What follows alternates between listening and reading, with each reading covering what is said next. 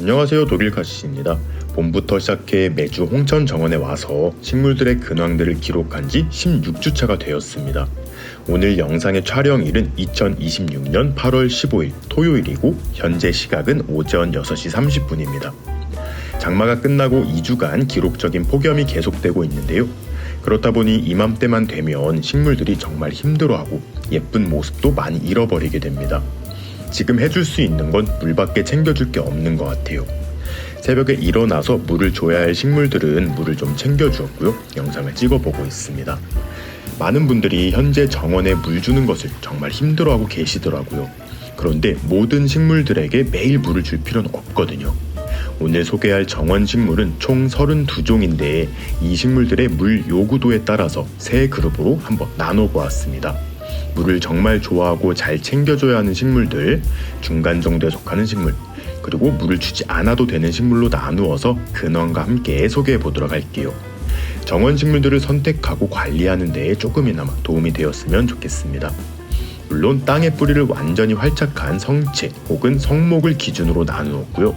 개인적으로 제 경험을 통해 분류한 것이기 때문에 의견에는 다소 차이가 있을 수 있다는 점 알려드립니다. 물을 주지 않아도 되는 식물군에 속해 있더라도 심은 지 채 1년이 되지 않았거나 휘무지 중이거나 화분에 키우는 식물들은 물을 잘 챙겨줘야 한다는 점도 참고해주세요.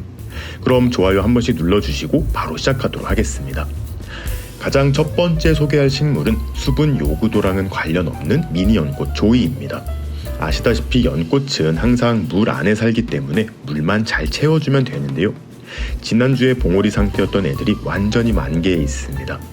매번 이 연방이 익지 못하고 실패를 하고 있었는데 지난주에 피었던 꽃에서는 씨앗이 잘 여물고 있는 것 같아요. 아주 조금은 기대가 되고 있습니다. 점점 가을로 가는 길목이다 보니 새 잎은 많이 나오지 않고 있는데 그 점이 살짝 아쉽기도 해요. 그리고 연꽃과 세트로 키우는 올챙이들도 한번 살펴보도록 하겠습니다. 수면에 빛이 반사되어 잘 안 보일 수 있는데요. 매주 덩치가 조금씩 커지고 있습니다. 아직 앞다리가 나오진 않았는데 덩치가 엄청 커졌어요. 세숫대야에 옮겨 키우는 애들도 원래는 코딱지만 했는데 이제 제법 오동통해진 애들이 보이기 시작을 했습니다. 다리가 나오면 벽돌을 넣어서 다른 곳으로 떠나도록 해주도록 할게요. 그리고 처음 데려온 무늬 불애옥잠의 줄기와 잎들은 대부분 상해버렸지만 새로운 촉이 일주일 만에 많이 성장했습니다. 겨울이 오기 전까지는 계속 성장을 해줄 텐데 최대한 많은 촉수로 번식까지 해주면 좋을 것 같아요. 자, 이제 물을 정말 좋아하고 잘 챙겨줘야 하는 식물인데요. 첫 번째 주자는 수국입니다. 일반적인 원예 수국들이 모두 포함되는데요. 수국은 어린 개체든 다 큰 성체든 항상 물을 많이 필요로 합니다. 이렇게 더운 여름에는 아침 저녁으로 물을 챙겨줘야 할 정도예요. 잎에 닿은 물이 햇빛을 받으면 바로 타버리기 때문에 아침에 물을 주실 때에는 잎에 닿지 않도록 주의하시길 추천합니다. 아나벨 수국도 물을 잘 챙겨주셔야 해요. 물론 원예 수국보다는 건조에 조금 더 강하긴 하지만 기본적으로 물을 좋아합니다. 특히 꽃이 피어있을 때 물이 부족하면 줄기가 축축 처질 수 있어요. 꽃이 지고 가지치기 한 곳에서 새순들이 잘 나오고 있는데 가을쯤 꽃도 한 번 더 보여줄 것 같습니다. 다음은 만병초입니다. 내년 늦봄에는 첫 꽃을 보여줄 수도 있을 것 같은데요. 이 만병초도 건조에 약한 식물입니다. 뿌리가 굉장히 가늘고 얕게 내리다 보니 비가 많이 내리지 않으면 잎이 축 처지고 생육이 불량해져요. 흙도 산성흙이어야 하고 물도 자주 챙겨줘야 해서 손이 많이 가지만 꽃 하나는 정말 화려하고 추위에도 강하니 꼭 한번 키워보세요. 진달래와 철쭉도 비슷합니다. 만병초와 친척벌 되는 로도덴드로 속 식물이라 그런데요. 이 둘은 그나마 만병초보다는 낫습니다. 성목이 된 개체들은 그나마 건조에 강해요. 하지만 너무 가물 때에는 한 번씩 물을 챙겨주면 싱그러운 모습을 잘 유지해 줄 거예요. 호스타도 물을 좋아하는 대표적인 숙군초인데요. 성체가 되면 어느 정도 건조를 잘 견디지만 가뭄이 장기화되면 잎들이 타버리기 시작해요. 그늘진 곳에서는 그래도 잘 버티지만 빛이 어느 정도 드는 곳에 심어두었다면 물을 잘 챙겨주셔야 깨끗한 잎을 계속 유지할 수가 있습니다. 클레마티스도 생각보다 물을 좋아해요. 꽃이 지고 난 다음에는 사실 물을 안 챙겨줘도 큰 문제 없었지만 봄에 새싹을 올리기 시작해서 꽃을 피울 때까지는 물을 잘 챙겨주는 것이 훨씬 유리합니다. 특히 1, 2년차 된 어린 개체라면 봄에 물만 잘 챙겨줘도 훨씬 빨리 세력을 키워줄 거예요. 백합도 생육과 개화기에는 수분을 꽤 많이 필요로 합니다. 꽃이 여름에 피기 때문에 3월에서 7월까지 오랜 기간 물을 필요로 하는데요. 꽃이 지고 나서는 따로 물을 챙겨주지 않아도 되니 봄에만 조금 신경 써주세요.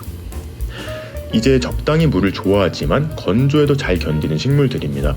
첫 번째는 목수국이에요. 원예 수국과 아나벨 수국에 비해 건조에 훨씬 강합니다. 오래 묵은 성목의 경우 사실 물을 주지 않아도 버틸 정도인데요.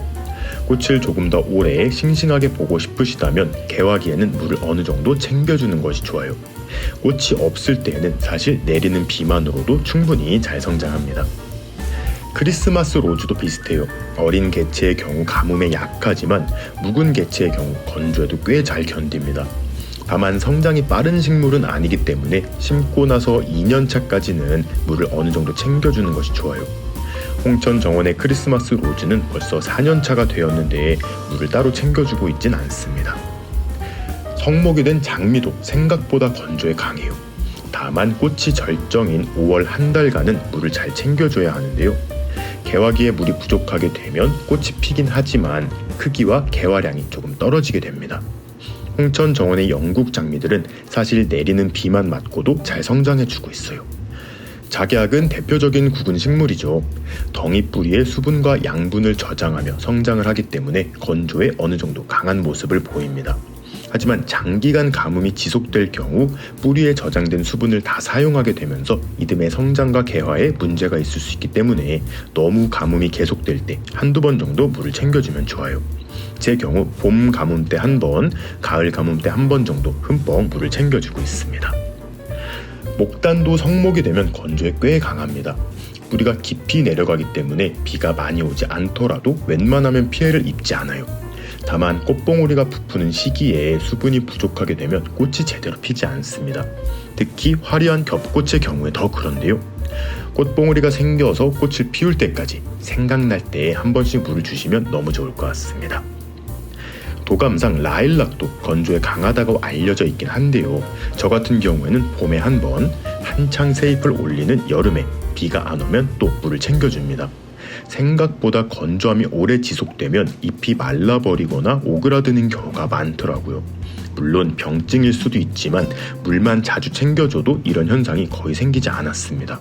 라일락을 오래 키워보신 분들 계시면 의견 한 번씩 댓글로 남겨주세요. 분꽃나무도 가뭄에 어느 정도 잘 버티는 꽃나무입니다. 다만 홍천에 심어놓은 분꽃나무는 아직 채 1년이 안 됐기 때문에 물을 자주 챙겨주고 있는데요. 생각보다 성장세가 빠르더라고요. 아직 제대로 된 꽃을 보려면 한참 기다려야 하지만 향기로운 꽃이 정말 기대가 됩니다. 얘는 씨앗부터 시작해 키우고 있는 수양 벚나무인데요. 7년이 되었는데 아직 꽃을 못 보고 있습니다.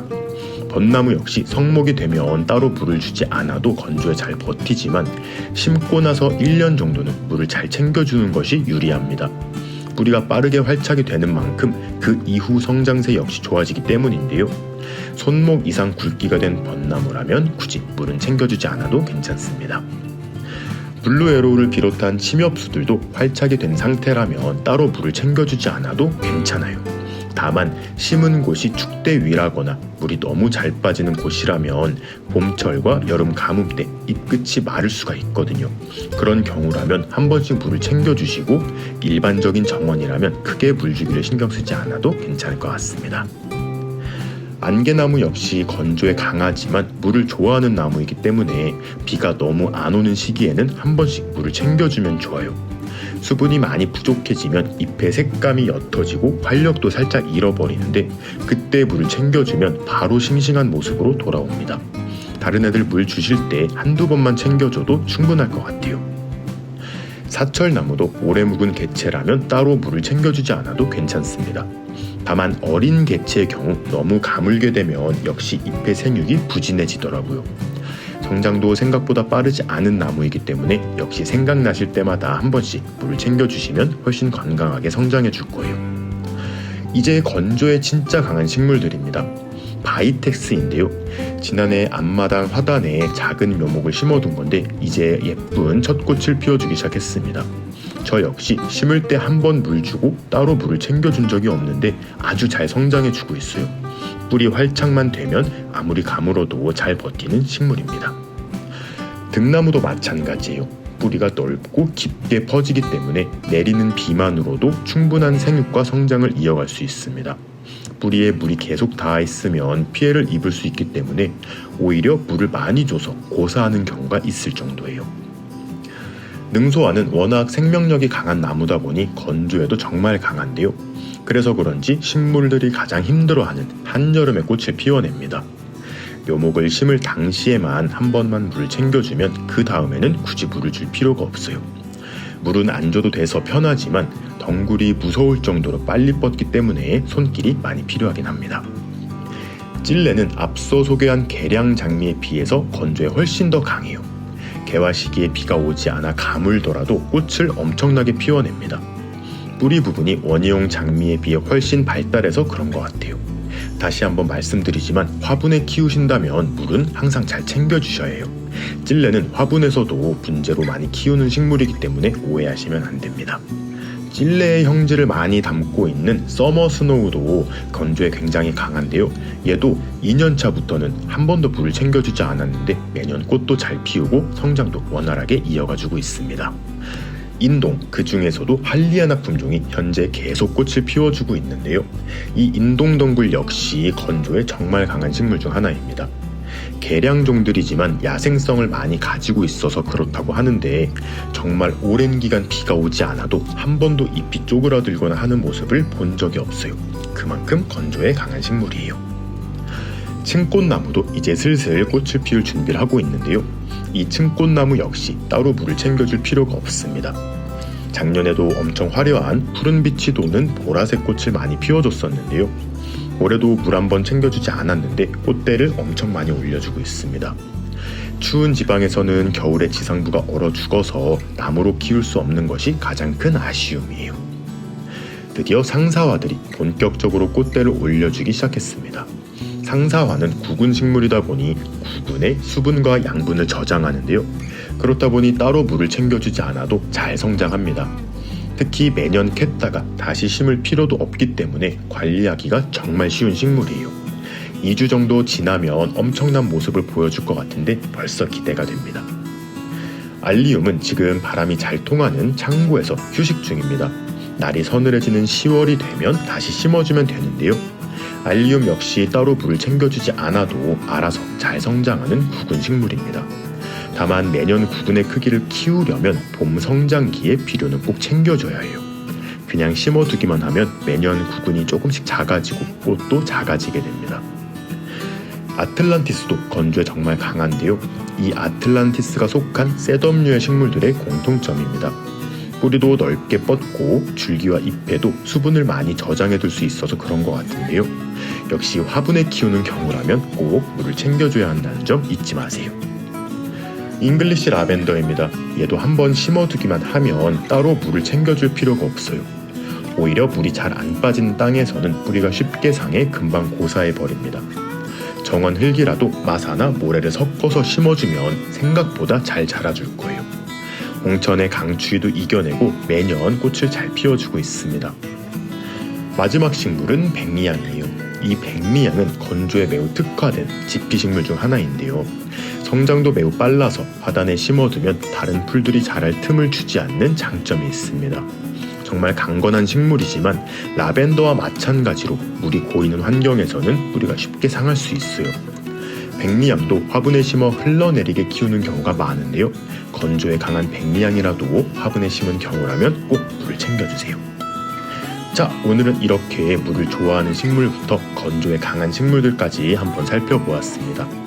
9월이 되기 전까지는 계속 물시중을 들어야 하다 보니 생각만 해도 진이 빠지는데요. 오늘 살펴본 식물들을 토대로 물 주는 시간을 조금이나마 줄여보시길 바라며 오늘의 영상 마무리하도록 하겠습니다. 그럼 오늘도 재밌게 보셨거나 도움이 되셨다면 구독과 좋아요 그리고 알림 버튼까지 눌러주시면 감사하겠습니다. 뿅.